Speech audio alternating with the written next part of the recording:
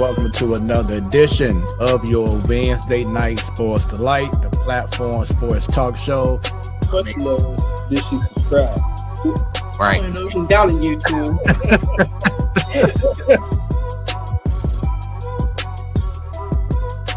Representing from the Boondocks. What up, Jobo? Hello, what's up? Happy Wednesday. What up? She repping her Hey Sister Soldier look right now. Everybody give it up for Bunny. What's happening, Bunny? What up? Happy hump day. T-Bone, what's going on, brother? I'm back, and I don't know about better than ever, but I'm back. What is going on, party people? It is your Wednesday Night Sports Delight, the platform sports talk show. I am your boy Smooth. I think that may be on the highlight reel tape. And we're glad that you are tuning in live along with the millions And millions of the platform sports talk show fans on once again your Wednesday Night Sports Delight. Really? Or The Brinks truck backing up in his driveway with 97 million. There you go. all you hear is this. Always somebody who's doing something to give back and letting the next generation. Say Don't straight. have me tear up on here. Come on now, don't hit me tear up. You know I get emotional. But people watching around the world, no pressure. And we already have our favorite fan, Ms. Williams, saying welcome, Brandon. Well, how are you? Hi, Ms. Williams. A guy who tried to give it his all and put on for the city, to be truthful, because like I said, I'm St. Louis die hard. The views of Smooth does not reflect the Platform Sports Talk Show or its sponsors.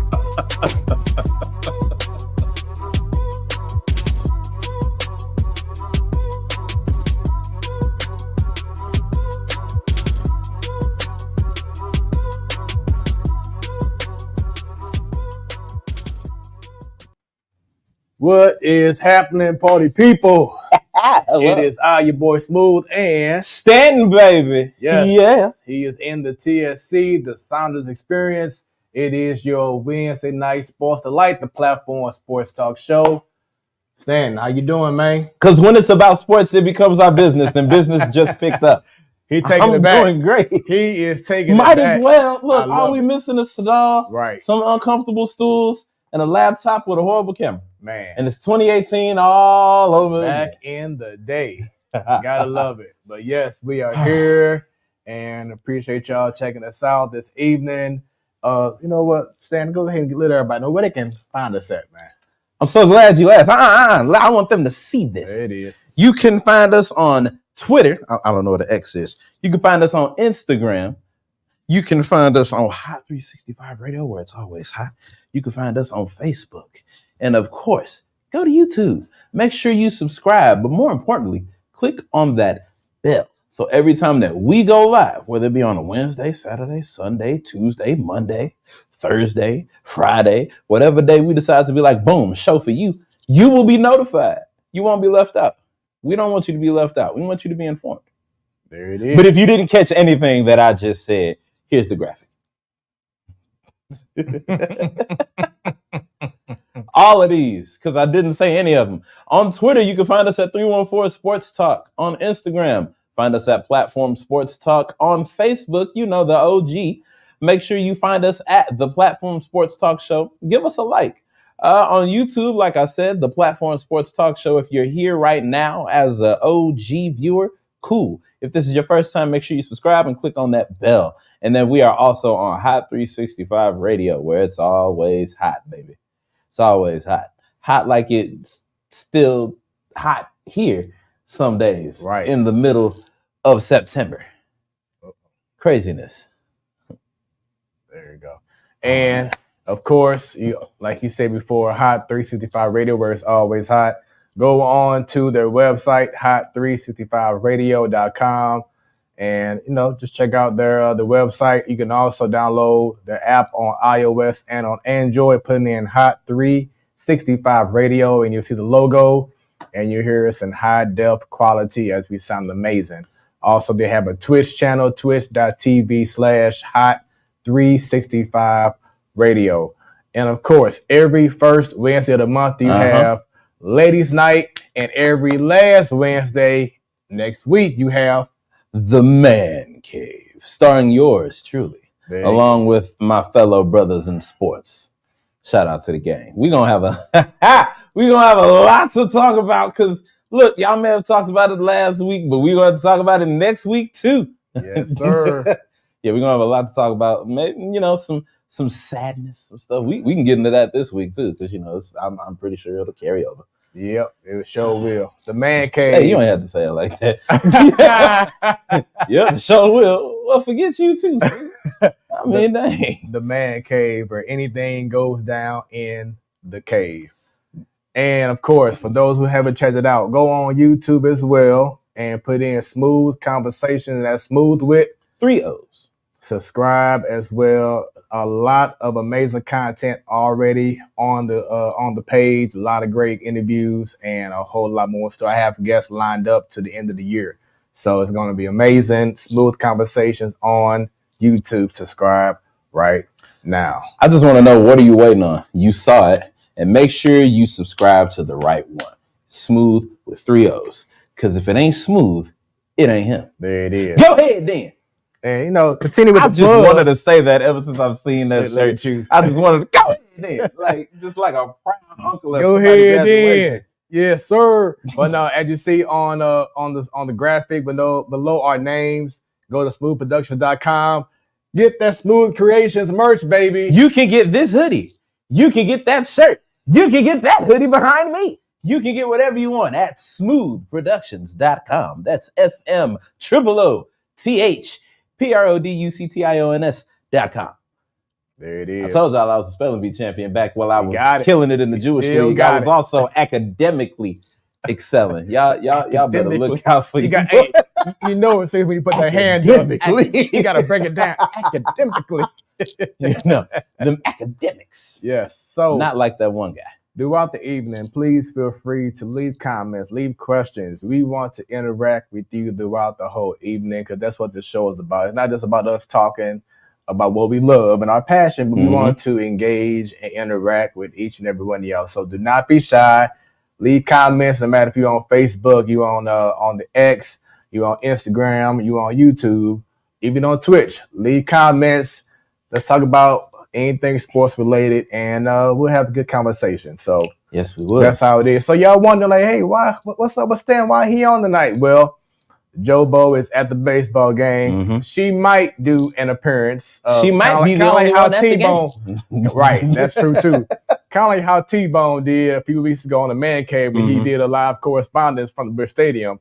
She might do be a correspondent there, and then Bunny has a prior engagement. So right now, just us, and we have comments and shouts out to our favorite fan. What's up, Miss Dub? Good evening to you.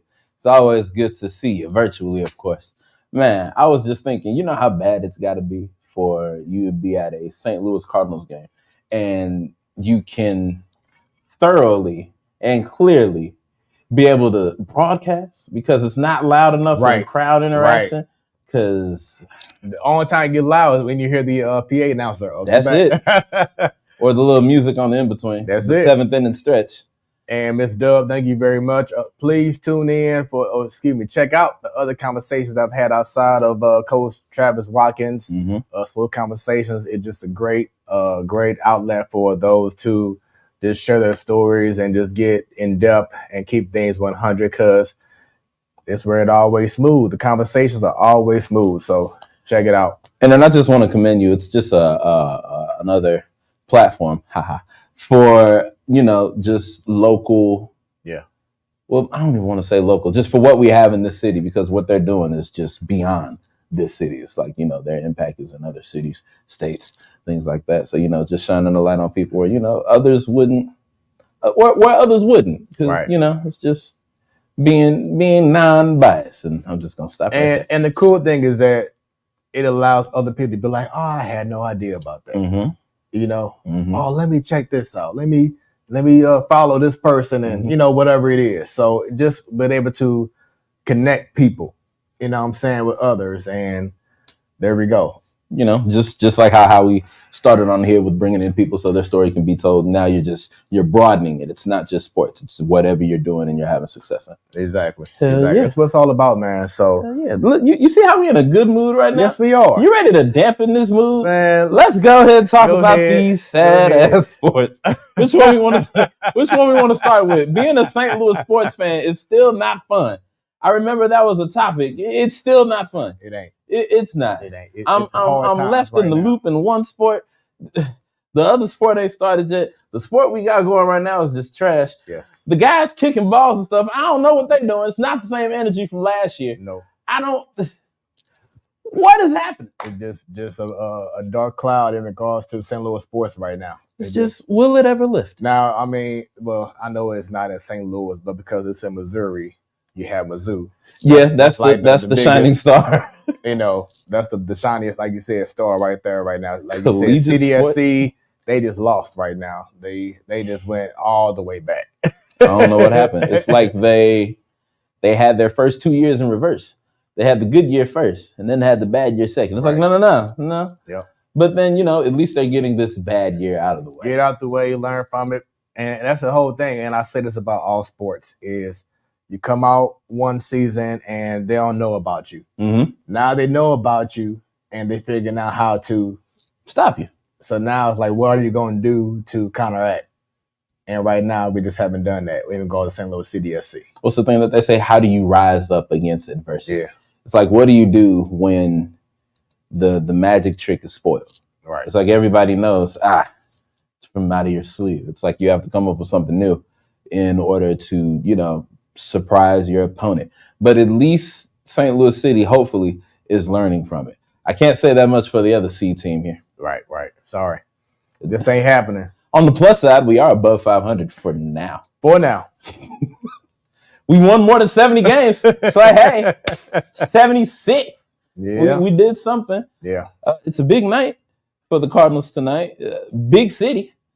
Matt Adams is officially, I think, signed a 1-day contract. Yeah, he signed a 1-day, and then he's going to retire a Cardinal, which, you know, it's something cool for those who, you know, either they were a Cardinal their whole career, or they came back to the club like what Pujols did, and just come back to, you know, honor the city and the organization that gave you your start, which I think is pretty cool. And it's like the ultimate show of respect and thanks for an opportunity.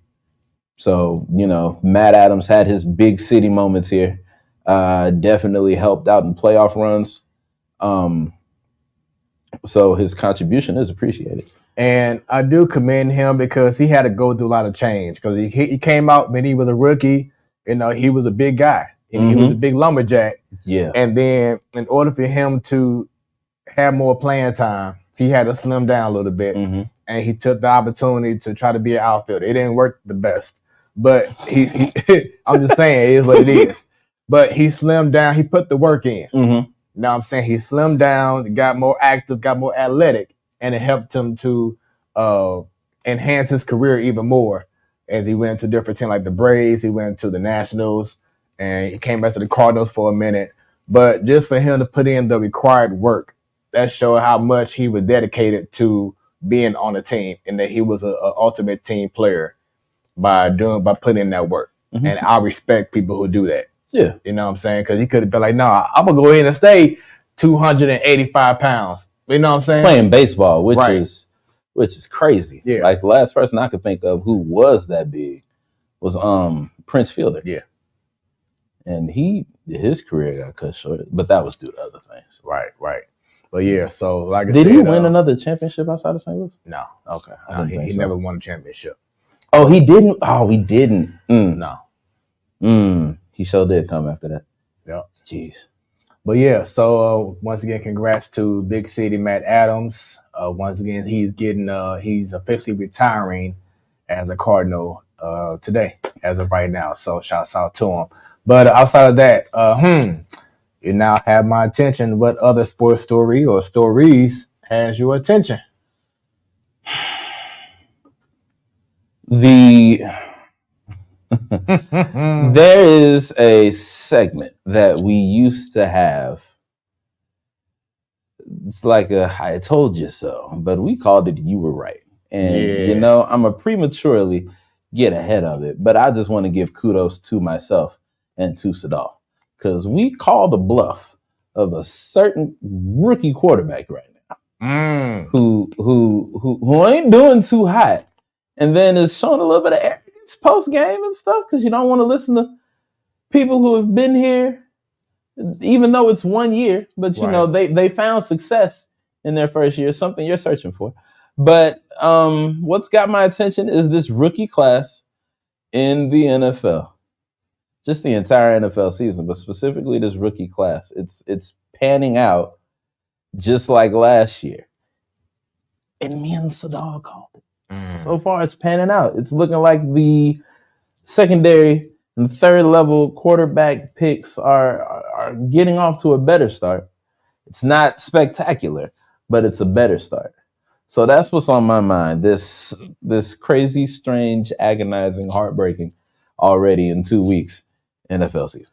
I mean, it's just the reality of, and I heard this on the broadcast on Channel 5, on the Peacock, whatever. But Chris Collinsworth was saying, is like, for instance, Caleb Williams, he was the biggest, most athletic guy. He is the guy. In college football. But when you get to the NFL, you're surrounded by all Americans. You're surrounded by all Americans, Heisman winners, first teams, whatever other crazy awards they got in college football. I can't remember all of them. Like, these are people that have winning streaks. These are people that have been good since high school. Mm-hmm. Like, these are people that have been dominating and had this same frame since they were 16 in Texas. Yeah. Like, this is the big leagues. You're not working with a whole bunch of walk-ons. These ain't walk-ons. These are paid people. And long gone are the days where you had a quarterback like Mike Vick who can easily outrun linebackers. Like, nowadays, linebackers are like right. They small. Yeah. You did have a lot of people don't pay attention to it, but I paid attention to it. The physical transformation from rookie to retirement of Aaron Donald. Yeah. Like, he was a little stocky, chubby guy in the beginning here in St. Louis. Then he trimmed down, bulked up, kept that speed. He added muscle and kept the speed. Right. That's scary. Right. That's the reason why Kyler Murray was able to do what the hell he just did last week. Yeah. Because there was no Aaron Donald chasing you down. He was able to outrun these guys. Like, which you don't see. There's no more Michael Vicks. There's no more Michael Vicks. There's no more Michael Vicks. That's it. I mean, Lamar Jackson. Well, hold on. I'll say there are Michael Vicks, but there are no more like Warren Sapps. Right. Like big old defensive people. Like Vince Wilfork. There's no more Vince Wilforks. There are people that are the size of tight ends and fullbacks. Yeah.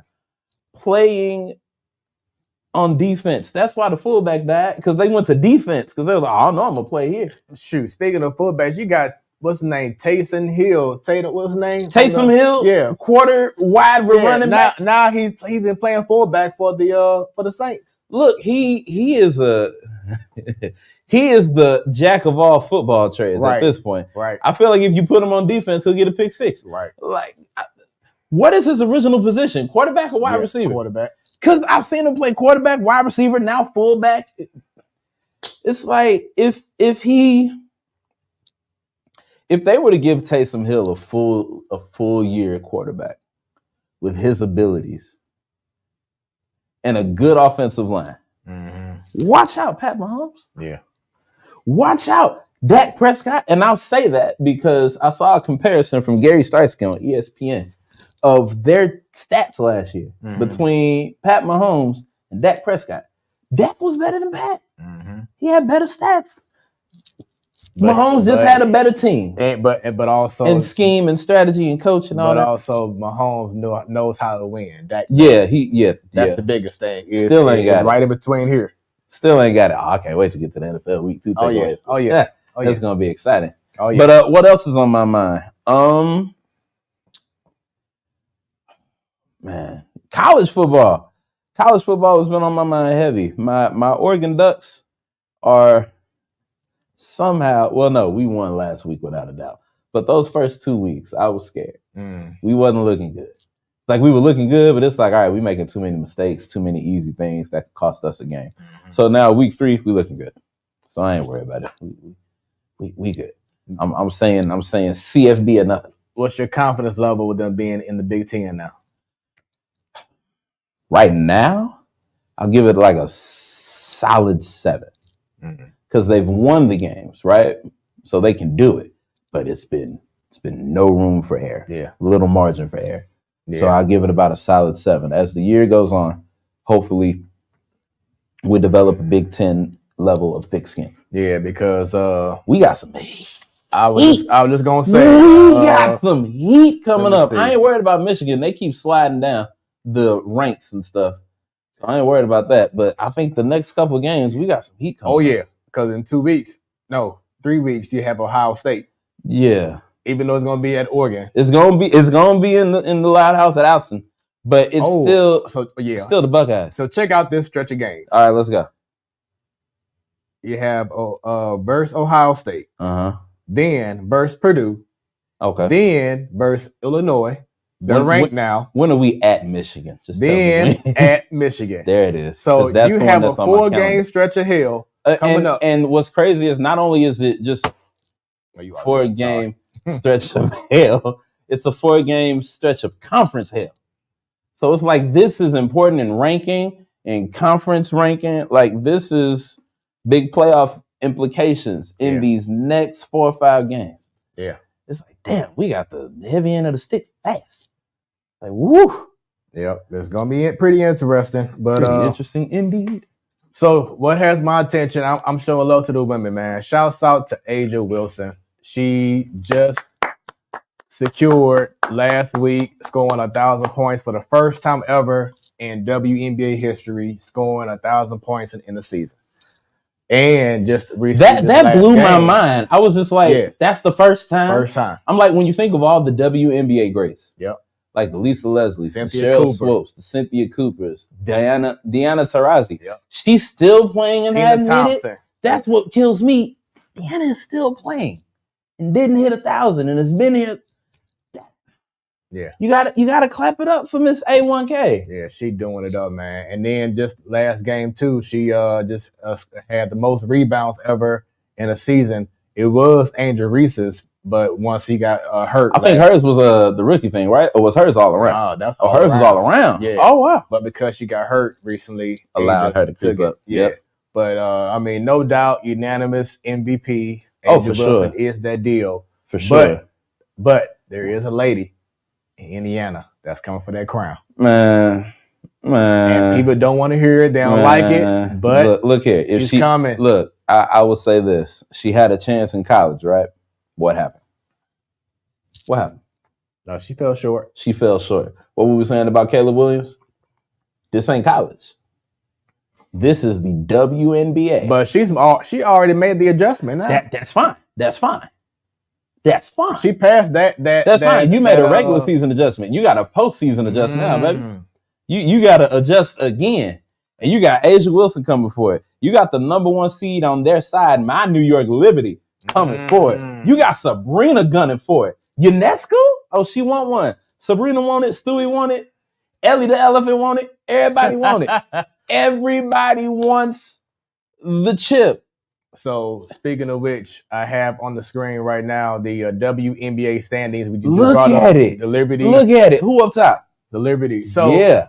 And what I like, that's gonna be another topic that I'm gonna have y'all discuss next week in regards to the seedings. So as you see here for the WNBA, they don't have it. They have the seeding based off of a conference or a division. It's just the best overall records in the WNBA. Well, hold on, brother. You might want to click on conference view. Well, no. Well, see. So if you see here, like you just said, it's not one. Right. Okay. Right. Yeah. But once the playoffs start this weekend. Oh, and then and like I said, they do the seeding off of just the best record in all of WNBA. And who's that belong to? It's the top 8 teams. So right now, as of tonight, it's still a race between the Dream and the Mystics to get that last spot. Everyone else is good to go in regards to the top 7 seeds. As Stan brought up earlier, the New York Liberty has the best record. I think they had the best record last year. And what happened? We hungry, man. I can't tell you what happened. It's like I know what happened, but I just can't tell you how. It's like so. As of right now, it'll be the Liberty versus the Dream, the Lynx versus the Mercury, the Sun versus the Fever, and then the Aces versus the Storm. Yep, that would be the matchups right now. Asia Wilson versus Skylar Diggins Smith, I think. Yeah. Still. So at this point, Bam is Asia Wilson's boyfriend. Yeah, right. Put that respect on it. When I saw they were together allegedly, I was like, I like it. Yeah, I like it. I feel like it happened at the Olympics, and I'm all for it. It may have been before the Olympics. I don't care. It's nice. I like it. Yeah. So shouts out to once again Asia Wilson. It's like real life love and basketball. Yeah, it is. It is. And they both ballers too. Both ballers. Both gold medalists. Both in the prime of their careers. In the prime. Like, in all honesty, when it's all said and done, we might have just aired another accolade of the GOAT. When it's all said and done, she may be the greatest of all time in WNBA. So let's go ahead and transition. You said you want to talk about it. Let's go. Let's go. Week 2 of the NFL just went down. Injuries. That's how you describe it. The theme. Injuries. The theme, yes. So injuries and stupid mistakes and pissed off coaches. Did you see the Tennessee Titans coach? Yeah. His interview? He was like, that was another stupid play. Will Levis. It's like, dude, what the hell are you doing? It's like, and to think y'all let Malik Willis walk with all this faith. Yeah, and he got to win too. And Will Levis and got to win in Green Bay. Yeah. When they drafted Malik Willis, I was like, I like this kid. Yeah. I feel like he's gonna do something. And then they put him on the bench, and they went with what they went with. And now, here we are.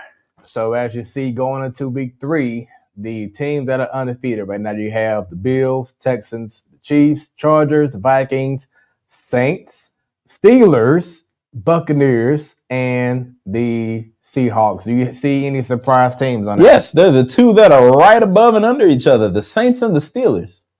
Like, there's an interesting theory that Derek Carr only performs well in election years. If you go back and look at his stats in 2016, he had like double-digit touchdowns, of course, single-digit interceptions. And then it was the same in 2020. And it was the same so far in this year. So, and back in 2016, they had him like as an MVP favorite because he was having that great of a season. So it's like if you believe in that kind of stuff, it's just his time. The Steelers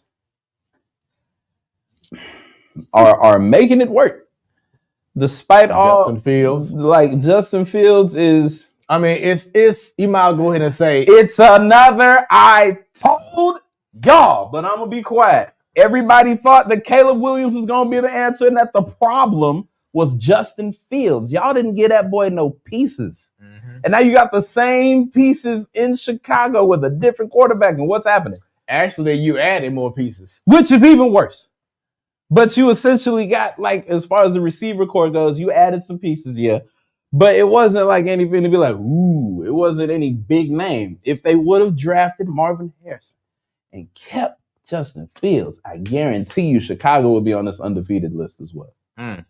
I guarantee. They would have easily won because it was a winnable game in Tennessee, which is how they won, because Levis was doing stupid stuff. Easy winnable game.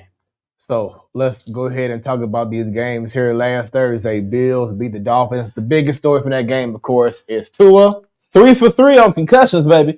3 concussions in 3 consecutive seasons. Well, no, I don't think he had one last year, but he's had 3 concussions over 3 seasons. Head coach of the Las Vegas Raiders, Antonio Pierce, said that he needs to retire. I'm doubling down on that. Bro, you are risking it. And at the same time, like I said the last time when he was throwing up gang signs from a damn concussion, your team, you need a new team. You need a new team. You need to isolate from your family, from whoever is just making you feel like you still have to do this. brother, you got the money. You just got the money. Sit your ass down somewhere while you still remember how to. Like, these concussions aren't a joke. Yeah. Look at the the self-proclaimed spokesperson for CTE is Antonio Brown. Does that not scare you? Does that not make you go, oh, maybe I need to get my together? Yes. Like, you don't want to be in that same grouping. Antonio Brown? No. Tua, it's not worth it. It is really not worth it. Like, they just went out and got Travis Huntley. I don't know what he's gonna do, but he's gonna do something. It's just not worth it. And but on the other side, the Bills was whooping ass. Yeah, they are looking good. I mean, they always look good in the regular season. Yeah. They're the James Harden of the NFL. But do you feel that with them, with what's his name, Stephon Diggs? Stephon Diggs. Yeah, Stephon Diggs being gone, that that may have opened up the offense more for Josh Allen to just do his thing more, feel more freely in the offense? I mean, I don't think that has anything to do with it, because when it's to the point that your brother is calling out the fact that you aren't being utilized on an offense, and that being Stephon Diggs' brother, when he called that out last year, it's like you were already moving as if he wasn't there. Like, yeah, you would throw it to him, but you were also doing your own thing. Some of the times it cost you games. It cost you in the playoffs. So it doesn't matter the pieces. The main piece that needed to change or needs to prove something is Josh Allen. Because it's like, Josh Allen he's okay. He's an okay quarterback. He wasn't better than Pat Mahomes. No. And even then, Dak was better than Pat by stats.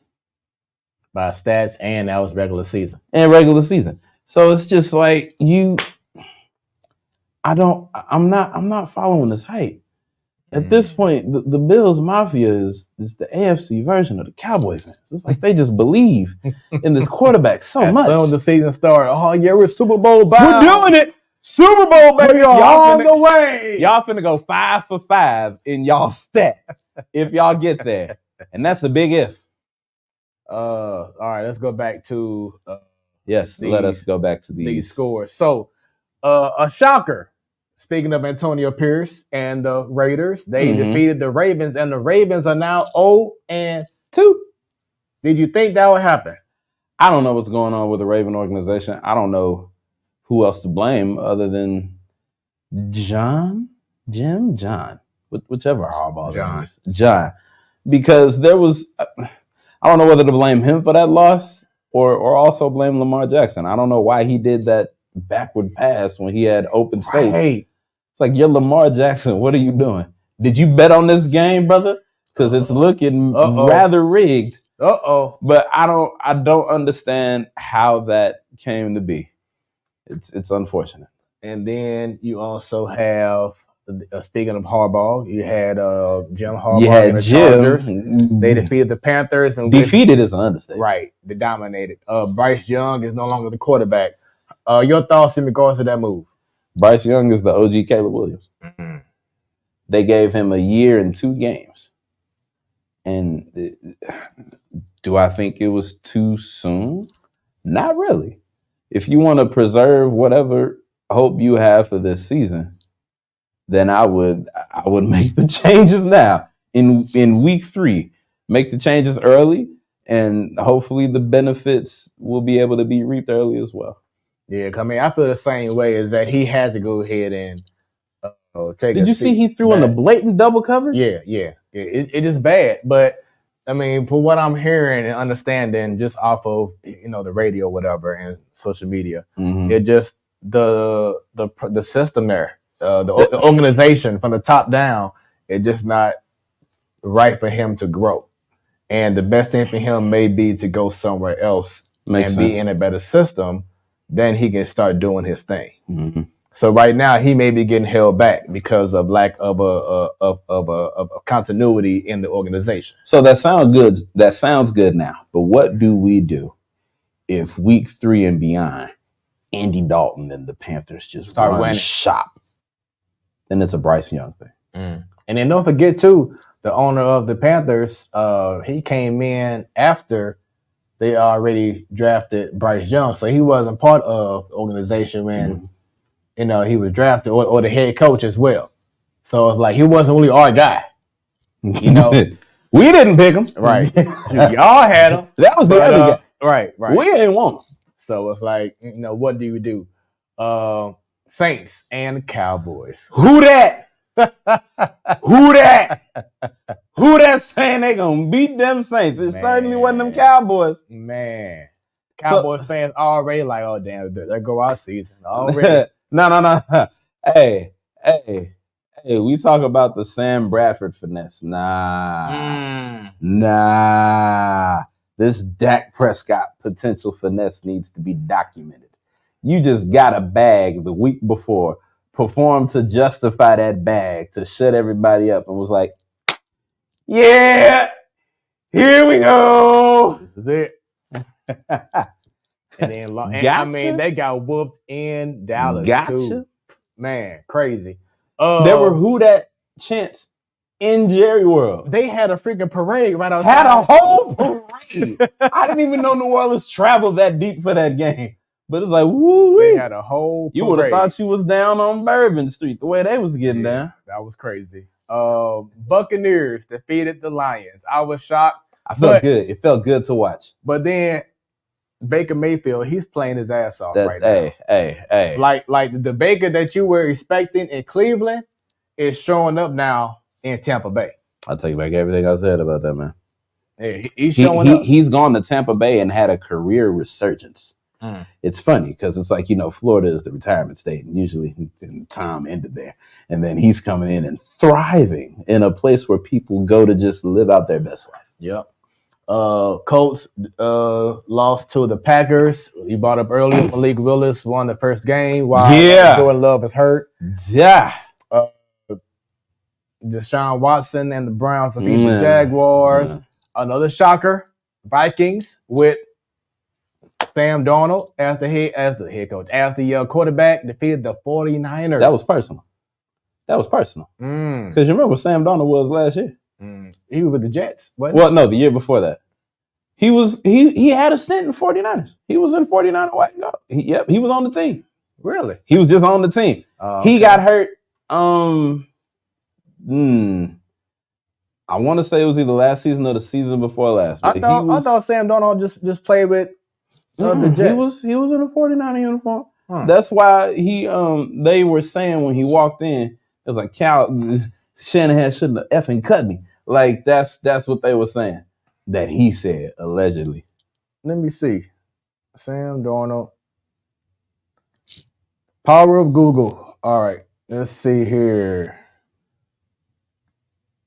Career stats. Bam. All right. Yep. So he played 10 games for San Fran. What was that, last year? In 23. Yeah. Yep. So he it's like so he started out with the Jets, then 2 years in Carolina, then 10 games in San Fran, and then now with Minnesota. Yeah, there were a lot of personal defeats in the NFC West. Did you hear about Mike Tomlin giving Russell Wilson the petty game ball? So he does this. He does this to whoever is playing your former team, and you win. Because they the petty game ball. Yeah. I know he felt good about that. Yeah, the way they tried to get him out of there. Even though he didn't play a lick, but still. I mean, the way they got him out of there. Yeah. And then you drafted Bo Nix, so everybody say, "Oh, he NFL ready." All right, he NFL losing. Right. Yeah. I've been hearing a lot of bad things about Bo Nix. The Giants lost to Craig Black's Commanders. Shocker. Let's talk about this, man. Got to Cardinals and the Rams. Like I said, it was a lot of personal games. Prior to that game, the Rams were 8-0 in State Farm Arena. Yeah.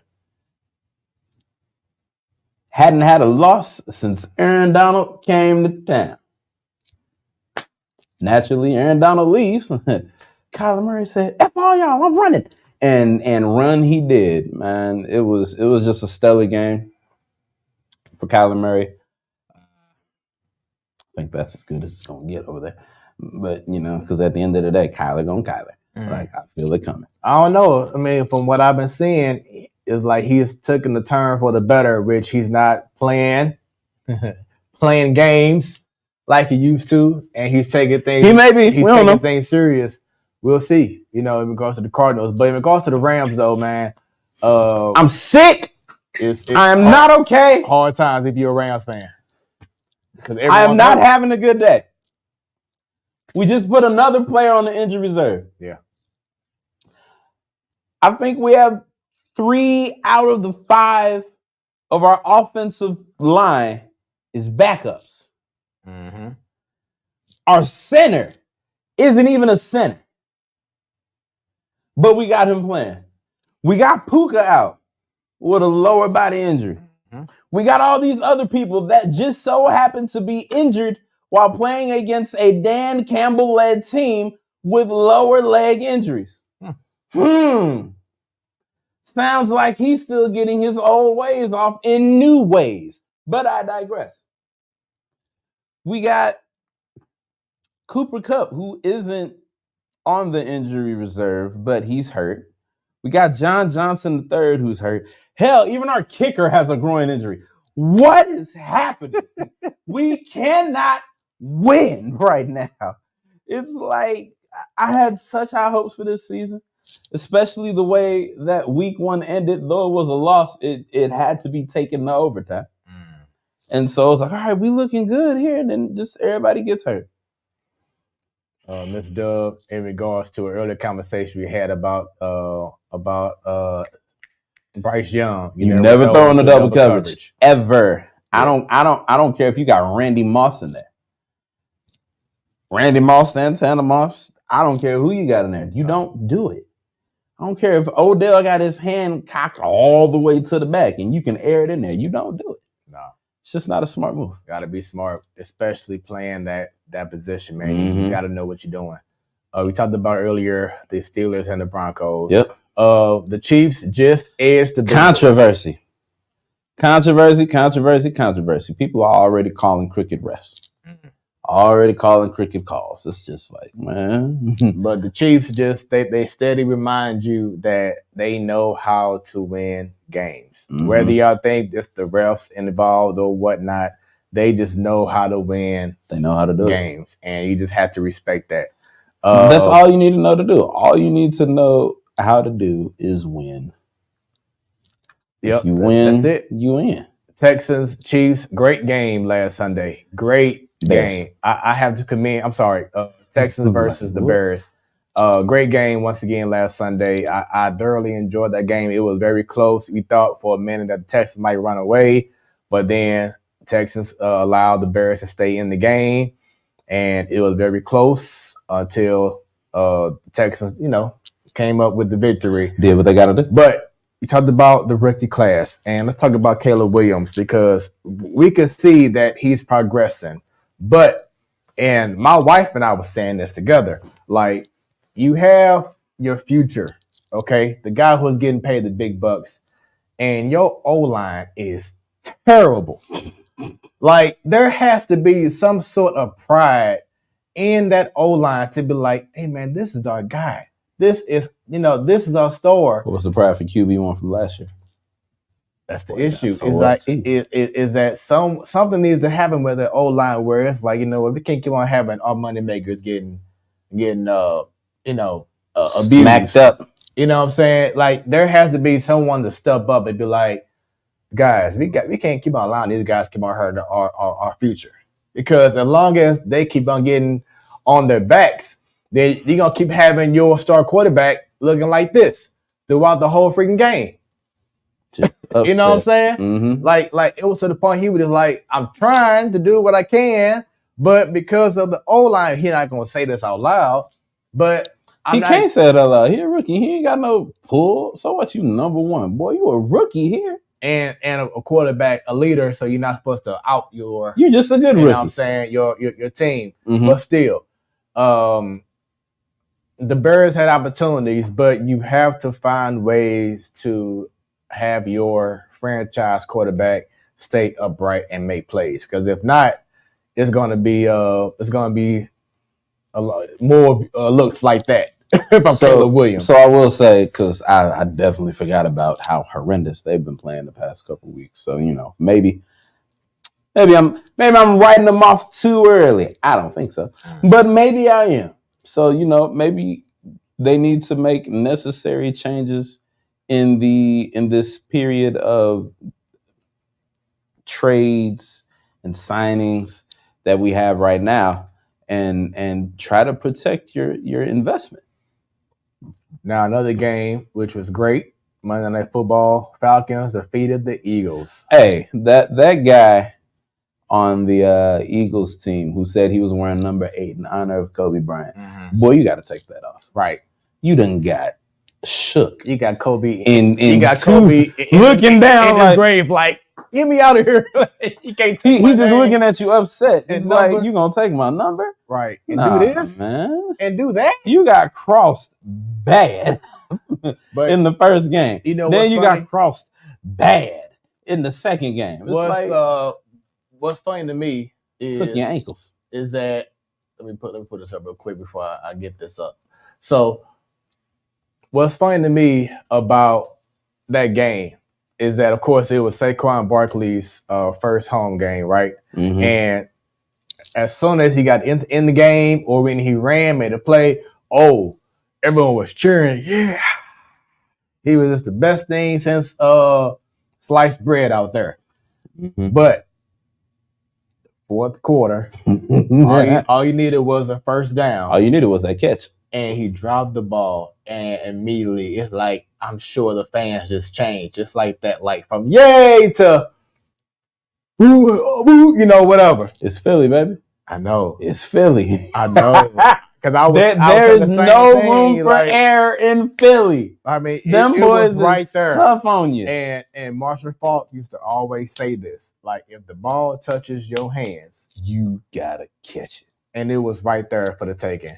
And he had it. Like, it was in his hands. And I looked at it, I'm like, that was a game changer, because if he would have caught that ball, that would have put it out of reach, and that would have been game. Yeah.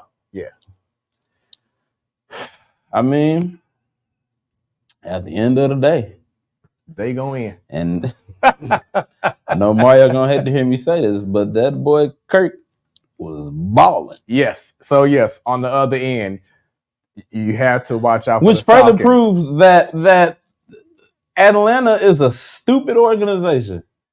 Why y'all got Michael Penix just sitting here when he could have been utilized somewhere else? Mm. It's not really a lot of room. It's not a lot of areas where a quarterback is like really needed. Like, but every team has somebody. Here's the thing about football is that you never know in regards to, like who would have thought Kurt Warner would have played in 99? Nobody. I watched the documentary. So nobody. So you just never know. You know what I'm saying? You just never know. Just learn. Mr. AFL. Right. But yeah, just sit back and learn from what you're seeing, because your time will come. Mm-hmm. Maybe later on this year or in 2 years from now, but your time is going to come. Like Aaron Rodgers. Mm-hmm. He didn't start his first couple of years. He was right behind Brett Favre. That's Brett Favre. But I'm saying, but that's apples and oranges. That's Aaron Rodgers behind Brett Favre. But what I'm saying Michael Penix behind Kirk Cousins. But what I'm saying is that he's still on the bench looking at the game and not playing. That's what I'm referring to. He's getting like they're the visual learners, hands-on learners. He's getting the visual learning aspect, so then he can go out there. Yeah. Like, see, sometimes like I'm both. Like, if I see somebody do something enough, I can get the repetition, and I just go up and do what they did. And I know Sadar don't want to hear this, but even Tom Brady, he brought up the importance of. Boy, he gonna cuss you out in that group chat, right? But the importance of learning the game, learning how to do this in college. Then when he gets to the pros, he didn't start right away. He was behind Drew Bledsoe. You know what I'm saying? Until an opportunity came his way, but he was learning how to be a QB. So that's what Michael Penix needs to continue to focus on, is learning the game, learning the fundamentals, learning how to do this, so when it's time, hey, you in. You ain't gotta look back no more. I'm gonna make you proud, Pops. Yeah. Bottom line. So we'll see. But yeah, the Falcons, if they continue to play like that, they're going to be a threat because the NFC South is actually looking outside the Panthers, looking good Yeah. between the Bucks and the Saints and the Falcons. Yeah. Oh, that's looking nice. Yeah. So, and the soon to be blowing it up, Andy Dalton led Carolina Panthers. Because all Andy Dalton needs is a good wide receiver. We saw it in Cincinnati. They got Adam Thielen. That's as good as it's gonna get. So next tomorrow week? night, Yeah. Patriots at Jets. Snooze fest. I mean, Aaron Rodgers finally got that win. I look forward to seeing if he's going to continue to progress and get more confidence in that offense. If he does, now of course he's 40 years old, so he may not have the same escapability in the pocket like he used to. But if he's able to will this team learn how to win, I look forward to seeing what's going to happen with the Jets. Giants at Browns. This is really a lot of snooze fest matches. Bears at Colts. Texans at Vikings. That's gonna be a good game one. Should be good. That's gonna be a good Eagles one. and Eagles and Saints Saints is gonna be a good one. Chargers and Steelers is gonna be good. Broncos and Buccaneers. And we'll see. Green Bay and Titans. Will Levis is gonna levis it up again. Now I will say I am intrigued. I'm intrigued. I'm watching the Raiders. Just seeing them in the offseason between the team and their fans. I'm not saying I'm enjoying the fandom, but I'm just looking. I'm like, man, Raiders are a nice organization to watch. They're entertaining sometimes. The defense is pretty good. On offense, you got Minshew Mania running wild again, which is like, I thought this guy was done. And, did they draft a quarterback? I'm not sure. You see what would have happened if there was a quarterback available? Wow, wait a minute. So, you know how Busch Stadium where you have the guy who be asking trivia questions to the fans? Yep. Why did the guy talk to Joe? And she was on the scoreboard. Oh, that's cool. That's crazy. That's cool. It's something. It's something about the Platform Sports Talk Show. When you go places, you get on the Tron. Yes. We got on the Tron. Yes, we did. He's been on the Tron multiple times. Yes, I have. Y'all know us. We here. The city know who we are. Yeah, that's it. Right the there. city knows us. We popular, mama. I made it. We made it. I'd have been on the Tron at Busch State. That was still a highlight moment at Busch, because I ain't never been on the Tron at Busch before. I've always been in the non-Tron section. You know. You know the ones that's a little further up and the camera can't get there. They never up there. Like, come on. Yeah. I'm always in the non-Tron, non-shirt, non-special section. I don't never get the special seat. I don't never get a shirt. I look at it. It looks like it'll make it. Yeah. Like, it's getting up there. But it's the trajectory. It ain't right. The distance ain't there. It's just like, yeah. And so to be able to be on the Tron, that was super cool. That's still a highlight moment. I still got that picture. Let's see. Lions at Cardinals. That should be a very intriguing game. I hope the Lions whoop that ass. Which is crazy, because those are both of our two losses going against each other. So I don't care who wins. All right. But as when it comes to just embarrassing losses, I hope the Lions whoop that ass. I hope Jared Goff continues his winning against the Cardinal ways in a Lions uniform. I still don't think he's that guy. I just think he's that guy in Detroit. He has his moments, you know what I'm saying? He's just that guy in Detroit. It's like, okay, he's on fire. Then you have the one throw Smooth. where it's like, okay, now that's the Jared Goff that we saw in LA. He's just that guy in Detroit. Got you. I mean, let's think about it. You know who was in Detroit before him? Matthew Stafford. Right. We know how he played over there. Some good, some bad. It's a Detroit downfall curse. Now, this game is crucial for the Ravens because they face the Cowboys. And whoop that ass! And they can start off 0-3 if they do that. I don't think it's gonna happen. I think we'll see a 1-2 start for the Cowboys. The facade is up. Dak got his money. You remember the year before Lamar got paid, he was injured. And then Lamar got paid and then he balled out. I think it's gonna be a reverse. Dak got his money. Dak don't care. Dak don't give a damn. Got a home opener for the Rams as they host the Niners. Ain't looking good. So, Man, it's too much firepower and not enough defense on the for the Rams. I mean, so on defense, we're good. We don't have we got a few defensive injuries, but not as many as we got on offense. Our defense, we will be fine. Brock Purdy is not a mobile quarterback in my mind. He's not mobile. The only reason Kyler Murray was able to get out of some of them should have been sacks was because of his mobility, his ability to move. Like Jared Verse had him wrapped up one time. Braden Fisk tried to go for him. Missed horribly. But that's because of his mobility. It's just like when you get against a quarterback who depends on the pocket, I feel like our defense will be fine. So Joe says that she was just there for a 50-50 thing, but he asked what game that she was watching on her phone. Obviously the Astros, and then he asked why. And she told him that she... Damn, Joe, why you do that? No, Joe. So she told him that she's an Astro fan, and then he kept it pushing. Then he says, you're going to make all 2,000 fans boo her. Yeah. And then said more like 1,500. So yeah. Once again, Joe at the game, and she's being talked to. And then what was that year we lost to the Astros? What's the name? The guy that it's something guy that his name at Busch Stadium. The something guy, I forgot his name. But PA guy? I can't think if it's the PA guy, but it's something guy that he has on the back of his jersey. That's what they call him there. Also, shout out to the organists for both the Cardinals and the Blues. Former guest here on the show. Right. He's been playing not like us, and I love it. Yeah. Especially against the Cubs. Shouts out. I hope he played against the Pirates. Jeremy Boyer. Yes. I follow him on Instagram. Yeah. Shouts out to him. But yeah, going back to football real quick. I think we had another game here. Falcons and Chiefs. I'm sorry. Falcons and Chiefs at Atlanta. That should be a good game. It should, especially coming off of this win for Atlanta. This is, I believe, is this the first road game for KC? Yeah. Yeah, because they had Ravens first week and then they had the Bengals. So this is their first week on the road in a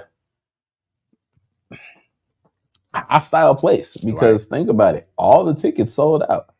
So it's going to be a packed house. Of course, I feel like it was a packed house to see Michael Penix, but you get what you get when you get it. And so it'll be a packed house to see Captain Kirk. And especially if they play the way they played this past Monday night. The OG Fun Dad. Yeah, right. Yeah. You like that? Especially, can you believe that's been 12 years? Man, really? Yes. Wow. It's been 12 years since you like that. Dang. Monday, you have a doubleheader. Jaguars at Bills, and then Commanders at the Bengals. I think it is time, and I heard someone say this, and I wholeheartedly agree. I think it's time to just observe that Joe Burrow is an average quarterback. Really? See, I don't agree with that. What has he done since Super Bowl appearance? I mean, he's been hurt. That's been the issue. And that is true. If he hasn't been hurt, then wait a minute. He'll be elite. Did Super Bowl 56 curse us? Did it curse both teams? Because we've been injured since. They've been injured since. But here go old Mahomes being here 3, 4, 5, 6, 7, 8 times, and he's fine. 11 times. 11 times. Is it because he goes in odd years? Well, no, he went in 58. He went in 58, and he was just there in 57. The last 2 years, yeah. Shit. And then, like you said, the Rams won before that, and then I should have told you to pull up that tweet from that man who I really don't like right now. I'll get over it because of what he did for my team. But Aaron Donald, how dare you? Oh yeah, he's talking about some wow. Talk about some wow. Every time I'm like, it's your fault. It's because of you. It's because of you. Because of you. He wasn't running like that for 8 years because of you. And now you want to leave, and everybody just running all over us like they just loved Mike Vick when they grew up. If Brock Purdy runs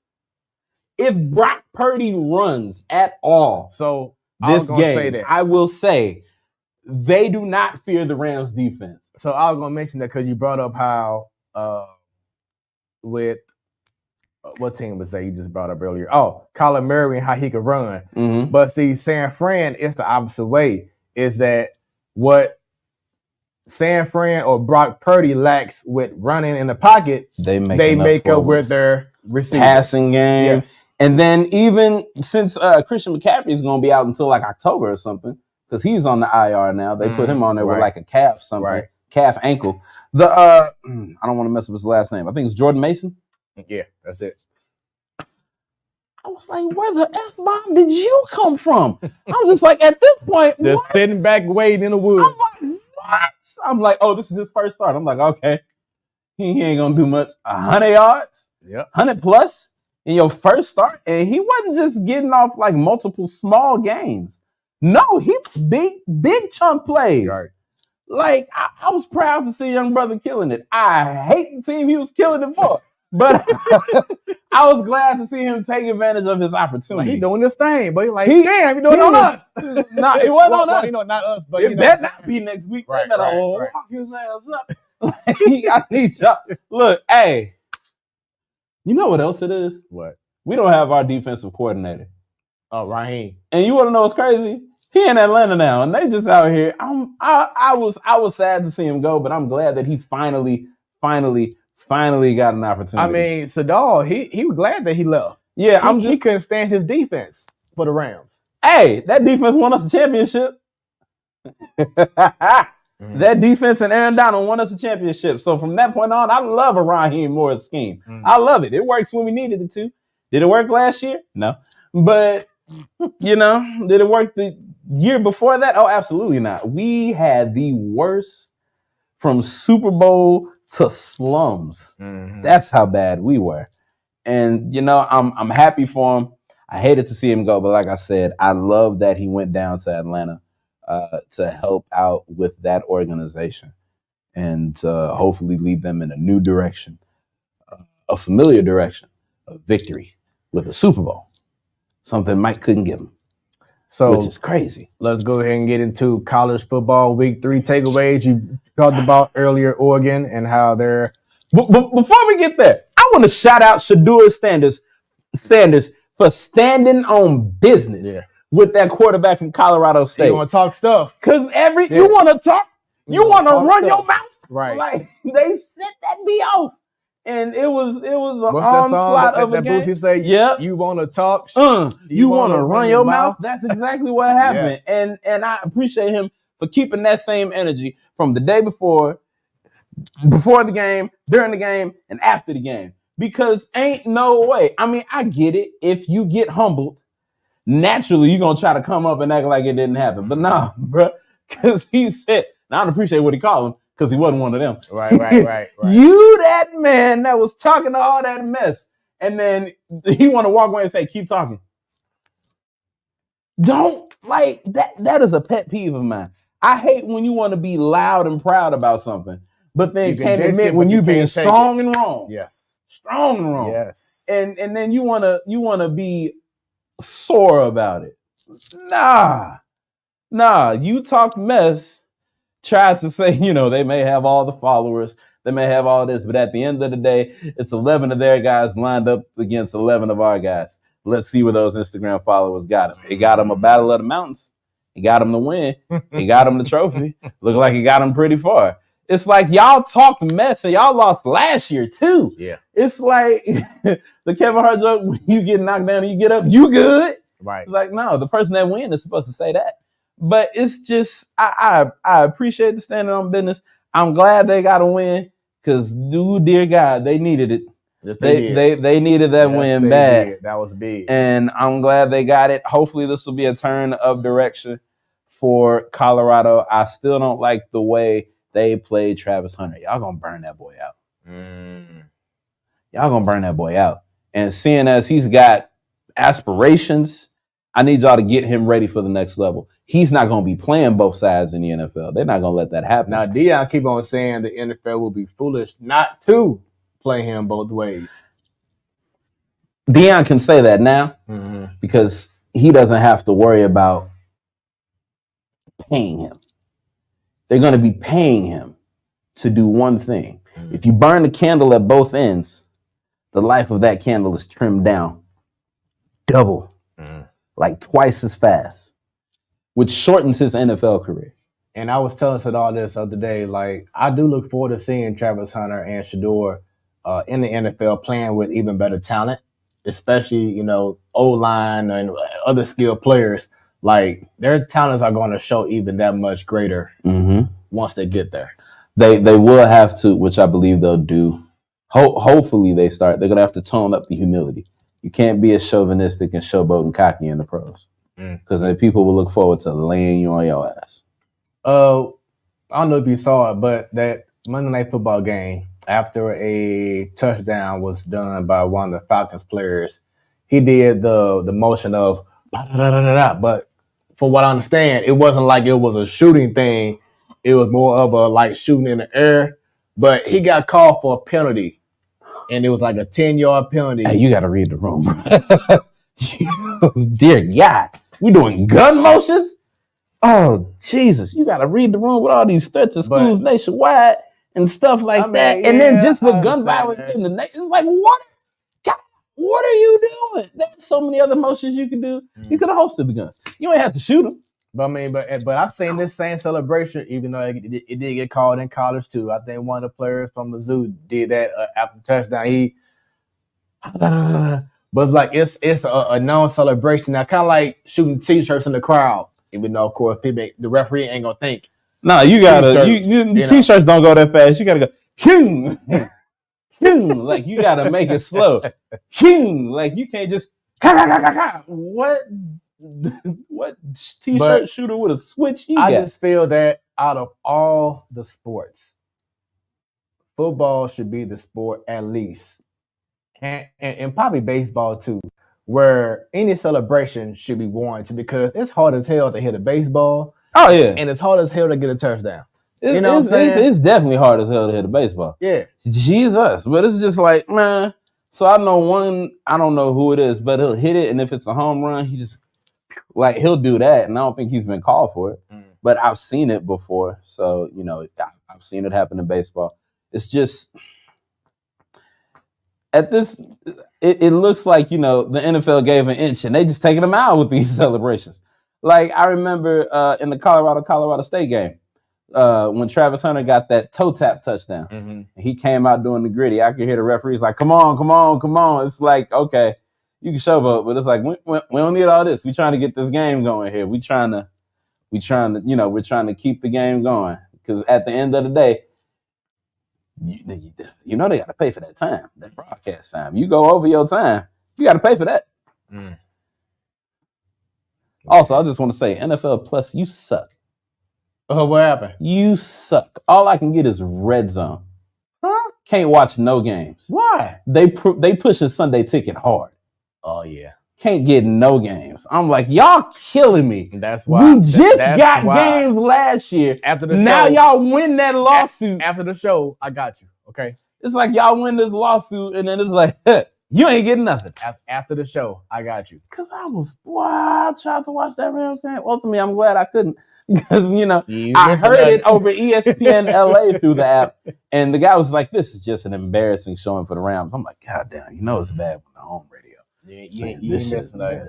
Oh yeah, I ain't missing nothing last week. But let's get right into real quick once again. Some more takeaways from college football. Of course, Mizzou, they're 3-0. They defeated Boston College at home.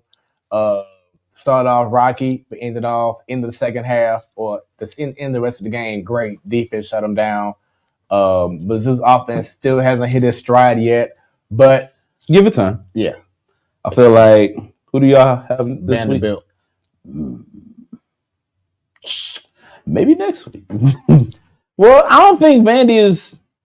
They're not the laughing stock as they used to be, because they beat who they beat in the first week of the season, Virginia Tech. They beat them and Vandy, even though they're playing here in Mizzou, but still, Vanderbilt isn't going to be one of those. Okay, well, we got them, so it should be an easy game. No, they're stepping up. And then after Vanderbilt, we have at Texas A&M. That's going to be a game. Now, the good thing is at Texas A&M, and that's big SEC complications. But check it out, though. it's a day game. Okay.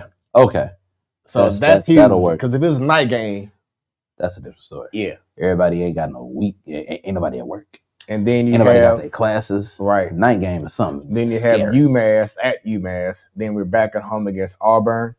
And then we have the big one. Alabama. Yep. Can I say something? Alabama proving me wrong. I thought it was going to be a crash and burn they first year without Nick at Saban. Wisconsin. They dominated them. I thought it was going to be crash and burn. They took their quarterback out with an ACL tear in Wisconsin. I truly thought that this was just going to be a fall in the legacy of the Crimson Tide. And boy, they said, who going to fall off? In the words of the late, great Takeoff, who getting left off bad and bougie? Not Alabama. Bama said, "Oh, hello, we still here. Yep. We still Bama. We the ones. Tide. We the ones. We the ones." Well, the actual ones, isn't it still Georgia? No, Texas. Because shout out Arch Man. Georgia just barely beat Kentucky 13-12. Oh yeah, I missed that game. But Texas, I forgot. Shout out Arch Manning. But yeah, he showed out. That 67-yard scramble? Yes. Where he took somebody's ankles? But like, wait a minute, how's your last name Manning and you running like Don't that? Nobody. That's progression with the game. the Manning family is that is the Samoans of football.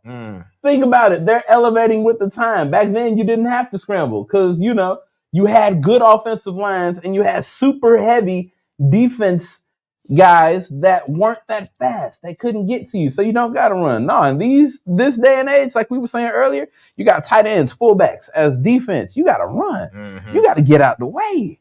You got to do something. Yep. I know Quentin Ewers is upset, but I mean, because he got hurt and now he like, oh, but damn, my spot could be. Should have went last year. Might get Wally pipped all of a sudden. Steaming Willie Beeman out here. Yep. Ooh-wee, this any given Saturday. Yeah. But like we expected greatness with his last name. And then you got Ryan Wingo from St. Louis as the wide receiver in Texas. He from here? He's the one who called the touchdown from Archie Manning. I didn't know he's from here. Yeah. Okay. Yep. Hey now, man, let me tell you something. I know you got the Southern players. I know you got West Coast. But it's something about that Midwest. Please, if you are watching this, heed my words. Do not count out Midwest talent. We run an NBA right now.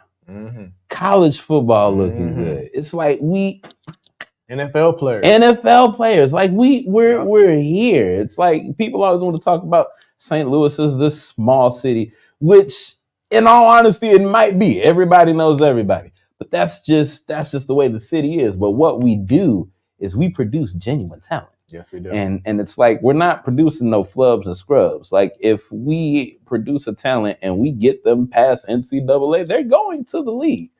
Look at all the people we had in basketball. Ben McLemore, Brad Beal, Jason Tatum. Yes. Fresh NBA champion who can't come up with an original saying to save his life. NBA 2K. Jason Tatum, cover athlete. Now that I don't want to bring up. Because that cover athlete curse is real. Who was the cover athlete last year? Devin Booker? No, he wasn't. No, it was Kobe. Kobe was last year. Because it was 2K24, so they did the Kobe edition. Right, okay. But Devin Booker was 23. But I think Luka Doncic also shared. That's who it was. Luka shared like the, how you have like the big, the big main version. Then you have like the. No, I think they specifically did Kobe for all of them because it was 24. 24 images. Like you have your Kobe. You have your special edition, and you have like your other edition. And I think Luka was the other edition. Cover athlete. Stay tuned, folks. About to find out. It was all Kobe. Kobe Bryant, and Sabrina was on the WNBA edition. Oh, okay. Yeah, they did Kobe for all of 24. Okay. But so maybe yeah, it was but prior. remember, LeBron was on the 20 whatever anniversary. Yeah. And that was the year he tore his groin. Boy, ripped his nuts for the game. Like it that curse is very much so still real sometimes. So it's like clearly it ain't real for Asia Wilson because she out here dominating. And so hopefully it won't be the same. Hopefully the curse is broken. I feel like the curse broke the same time that Lil B broke his curse over Kevin Durant. Yeah. I feel like that's when everything. Well, no, because then KD tore his. He always turned something. So it wasn't always. It wasn't always. He used to be able to go for a full season. But then once injury started, just like with a lot of people, once injury started, they don't stop. Unfortunately, it's happening with my boy Cooper Kupp. Injury prone. Because this is, I don't like the way this is looking. No. And Puka Nacua is injured for the second straight year too. I don't like the way this is looking. I'm like, man, I don't like that we have players that have great years. And speaking of not liking how it's looking, going back to college football, Florida State. Who? 0-3. Who? The team that got mad because who I'm trying to think who made it to the college football playoff last year. I think it was Alabama. And yeah, Florida State was pissed off. Yeah. Like, oh, it should have been us. And then y'all turn around and do this? Yes. What's the flop? Yeah. Flop. All that. Like, it's not looking good. This is his third team in 3 years. DJ Ukulele. Hula flop. This is like his third team in the X number of years. Like, it's not looking good. And I don't understand how he expects to thrive if you're learning a different playbook every year. DJ Ungale is his name. But yeah, still, it's ugly. DJ Ugly is what it is. It's just 0-3. And they started the year off ranked number 5. And I talked to Sadal about this too. I don't like in either college football or basketball these preseason rankings. You can't determine how a team is going to be number 1. I mean, think about it. Like, my whole thing is like, wait till at least after week 5 and then come out with the ranking. The thing that blows me is even in the preseason rankings, you don't put the mother lovers that just won the championship as number 1. Who is better than them now than just 3 months ago? How? How does that work? Are you going off of who they added, who they got, what transfers? No. It's I don't like that. I don't like how you can win and be like, oh, we got them number 5. Number 5? Number 3? Number 10? I don't like that. That don't make sense. No, just like I said, start waiting until once again week 5 or something. Then because then you kind of get an idea of who's real and who's not. Because it's just too early. It's like when what is it in the NBA? They don't come out with the power rankings and all that stuff until like you said, like 3 or 4 weeks of games. Until every team has been able to play like at least 10 games. That's when they come out with the true power rankings. Right. Shoot, we don't go over the NBA standards until they're like 15, 20 games in because it's not worth it. And that's why I don't have the standards in the NFL pulled up because it's too damn early. You know, let's have some standards. Let's wait. I mean, it is out there, but I want to say don't make sense because it's just like these are 2 games. No, anything can happen in these first 2 games. It's 2 games of an 18-week season. Yeah. For now, so they try to make it 26 weeks. Long way to go. But a sport that does not have a long way to go because right around the corner is playoff season. Can we just make the right turn and get off the highway? Can we just get off at our exit? Can we get off at exit 40? Question please? is, I'm about to say, which highway? The one right by the stadium. Get off at the last Missouri exit because we're not leaving the city. The season is done. Yeah. You see this sadness, people? Do you see this, ladies and gentlemen? Do you see it? Yeah. So as you see, we don't have an actual. Tony La Russa is turning in his. Wait. No. Don't do that. Don't do that. Whitey Herzog is turning in his grave. Okay. Stan Musial is turning in his grave. The 2024 Oscar Taveras is turning in his grave.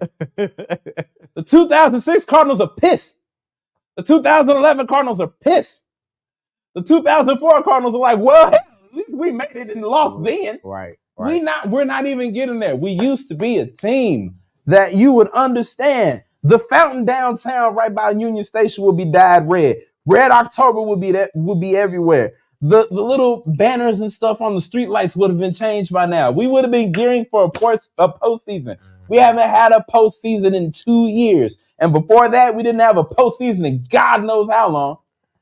It had to be a long time because from 18 to whenever they did it, it was Fire Matheny, and it's still Fire Mozeliak, and it's still just blow up the front office and rebuild it with new people. And we haven't had a postseason victory in the 2020s at all. We have not. That's crazy. The first time we made it was 2 years ago in 22. Yeah. L's. Yeah. Like not one victory since 2019. And what really upsets me is the 2022 season. That was supposed to be the ride off in the sun. I'm still upset about that. That was supposed to be the ride off in the sunset. That was supposed to be number 12. They were supposed to ride off with a ring. Everything was going good. And then we got up to play the Phillies. And we had them. And they cooked us like cheesesteak. And it was... Yeah, it's all bad. But as you guys can see, there are good teams in the American and National League. Of course, who's up top in the AL? Nobody but those freaking Yankees. But right underneath, shockingly, but not really, we've got the Cleveland Guardians, and then under them in third place. Crazy. Right. But they're still a top team. Still there. Still there. It's like they can have a off year and still be there. You remember Joe at the beginning of this year was she was upset. like, this is horrible. Right. This is bad. And I'm just listening to her like, oh, shut up. Y'all will be fine. and lo and behold, they're in the top 3. They get a bye round while they try to. No, top 2. Oh, top 2 get a bye round. You're right. They got to play in the wild card series. But it's like the Baltimore Orioles are doing good. And then you got the Royals. The Royals are right there in the playoff race. They will be in the wild card right now. The Royals. It's just really disappointing. They have former Cardinal players for a long time. They have former Cardinal players on it. They got DeYoung, Michael Walker. You know what Cardinal player Pham. really pisses? Wait, whoa. Tommy Pham went to the Royals? Yes. Son of a bitch. He got released from here. I thought that. That pissed me off. I'm like, why bring him back if you just gonna get rid of him? Because they realized they wasn't in the race, and they're like, well, you know what? Why don't you go ahead? We're not gonna hold this brother back. Right. We're gonna give you another chance. Right. But what upsets me, the Cardinal player that I will forever be upset that we let him go, is Randy Arozarena. Mm-hmm. I'm upset still. He's got that weird hitting technique where he'll step back and step out of the box. And then did you see that where he stepped out on 3-0? 3 pitches and then stepped back. Wow. I'm like, yeah. The Cardinal way has switched from winning to giving up on players. They don't know what they're doing in the organization. That's the problem. They have lost their direction.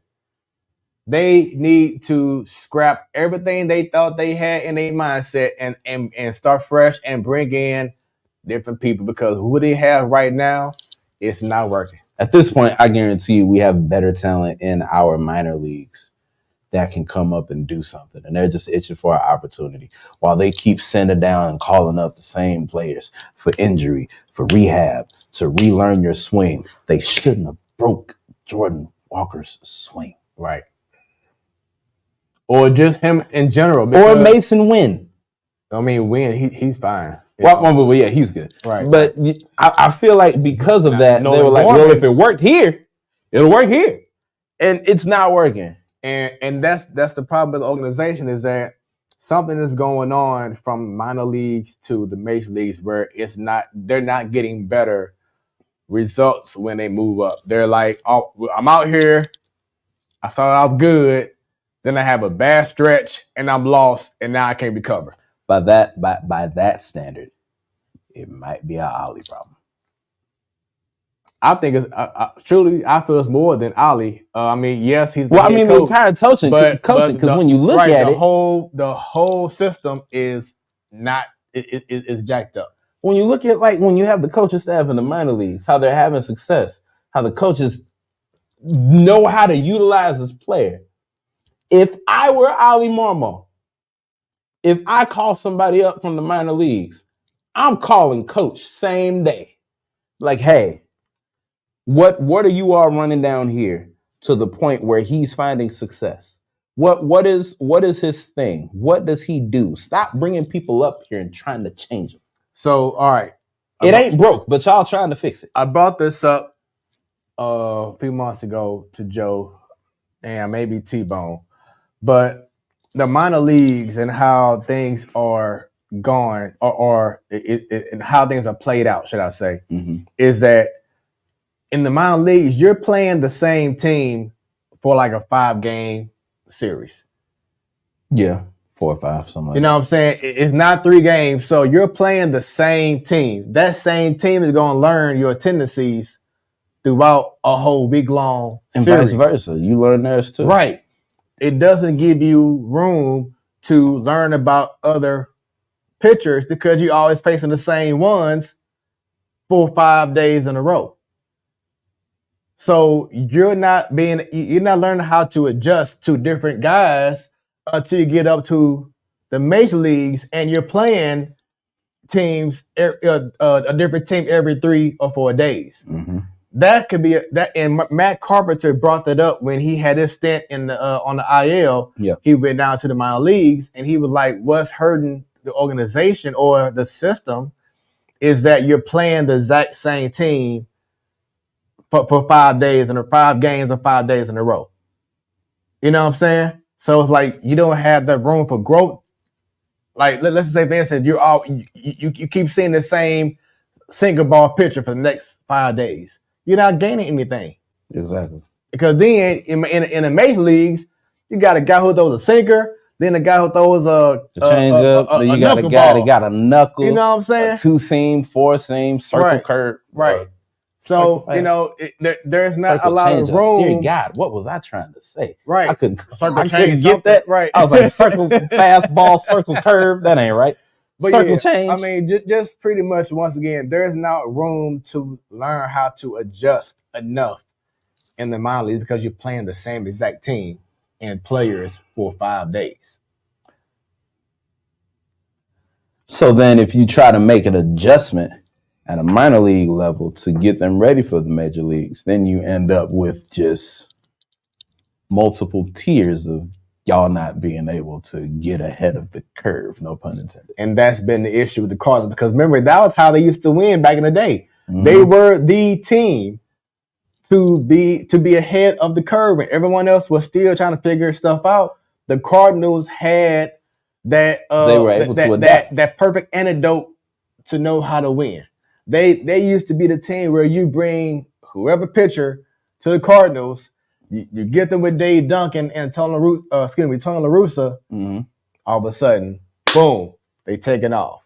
You bring this guy who wasn't doing as much with this team, but put him on the Cardinals, all of a sudden, now it's the other way around. Where you got these rookies or you got these veterans who are coming from other teams or growing up in the system and they get to the major leagues and all of a sudden, what happened to their game? So funny you mentioned that. The only thing that has changed in what you're talking about is the coaching. So it's just like, It's something going on with Marmol's been also here for the front office. 4 seasons now? Also the front the front office. Okay. You know what I'm saying? It is a systematic issue with how they are doing things in the organization. And at this point, you see Busch Stadium looking like a ghost town. Oh my God. What else is there to do? Like, what else is there to really do to get it through DeWitt and Mosaic Skull that, hey, what y'all got ain't winning. And then if the players say something, well, guess what? You're Tommy Pham 2.0. You're shipped out of here. Because they don't like no back talk. It's just... And I hated that when that happened because you're letting go of people who brought an edge to your team that, you don't need everyone to be, oh, I would love to have him meet my daughter. He'll be a great... No, you need someone to ruffle feathers in an organization. You need someone to say, F them kids. Yeah. That type of mentality. You need to have people on that team. And for the longest time, they just kept. That's why they let. I ain't gonna say that's the only reason why, but one of the reasons. Randy Rosarena. Remember he had that video behind the scenes of Mike Shilp saying, "This is how we effing do it." Yeah, it's like you need that. You need that. You need an edge. You need something. And the issue with this team is that we have too many nice guys. Hey, hi, yes, pleasure to meet you. That's not gonna win you a World Series. It's not. You need dogs. You need, man, F you and your mama and your kids. And your dog. Truthfully, I mean, that's who you need. You know what I'm saying? Like exactly. But teams used to hate facing the Cardinals. They used to hate facing off against Edmonds and Rowland and Pujols and Yachty because they knew they had an edge to them. Like, try us if you want to.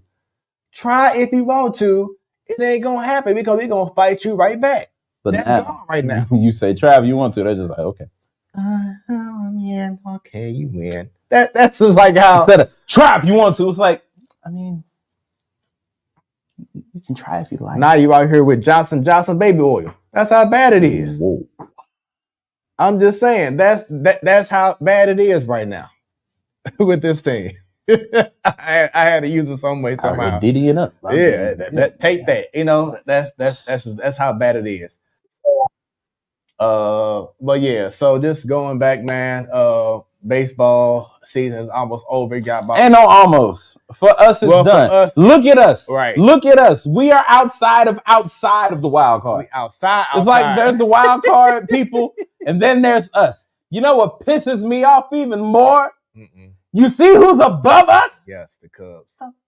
Cubs. Yep. Out of all teams. By a game. Out of all teams. I would have been cool if it were the Giants. I would have been cool if it were the Nationals. Dear God, they fell off hard. I would have been cool if it was any other team. I'm cool with the fact that the Pirates are ass, which, that's a given. But it's just, it hurts. Yeah, it's like, God damn. I remember when I would make it a point to make sure I would be able to go to opening day at the beginning of the year. I ain't been to opening day in 5 years. Now that I still do because, that's just a special, holiday for St. I'm Louis, willing to bet $50 right now that next year's opening day will be the worst opening day in Cardinal history. No, they're gonna still show up.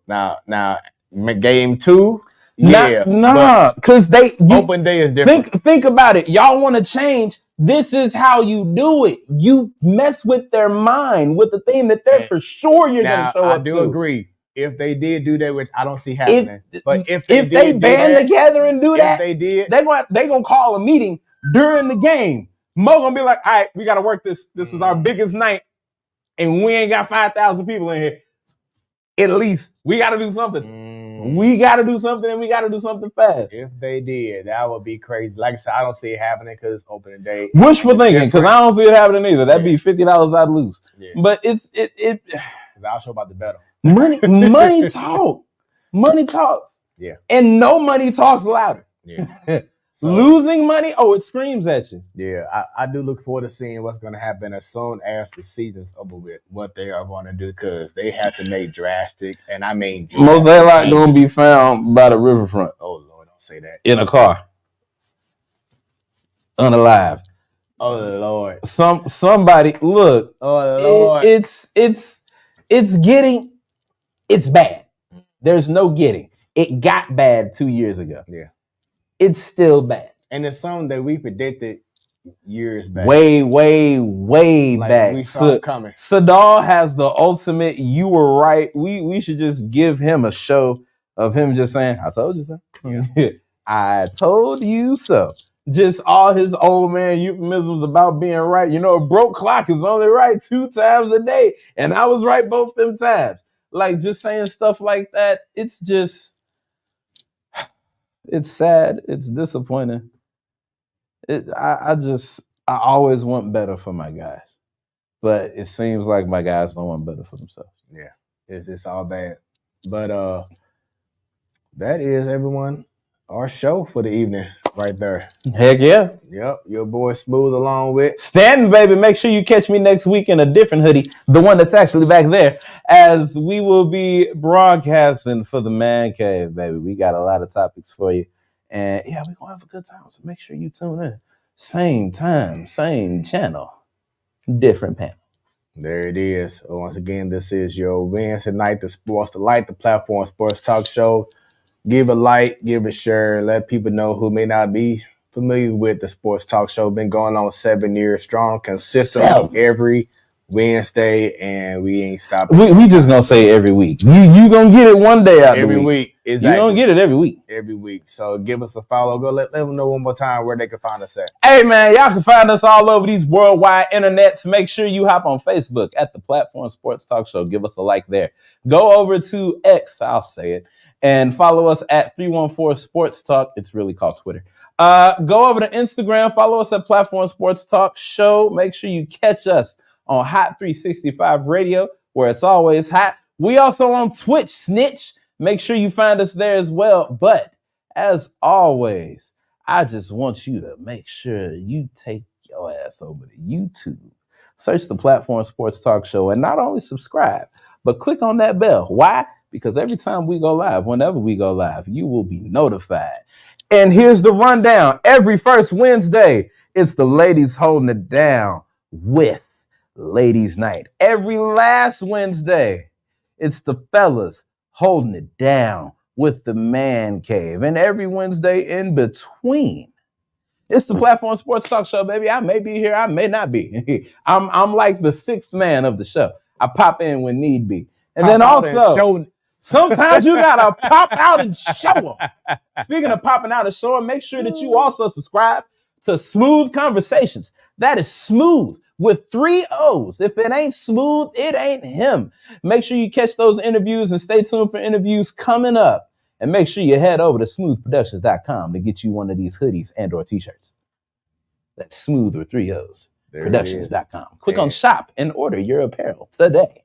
Right. Shoot, right now. Not right now, but right now. That's it. And with that being said, we out there staying. Stan, appreciate you, brother. Hey, man, anytime I get to come home, it's always fun. There it is. It's the Platform Sports Talk You remember Show. when I was on this show with the box fade? Fade, bald head, everything. We've all, Sadal never had stages. He just been the same. Sadal has been bald, and mobile. But yeah, you and I both. We was 3 bald brothers at one point. Yes, we were. Who love sports. But everyone, have a great rest of y'all evening. Check us out all over social media. And check us out, of course, next week for the Man Cave. I'll see y'all there. We out this thing. Yeah.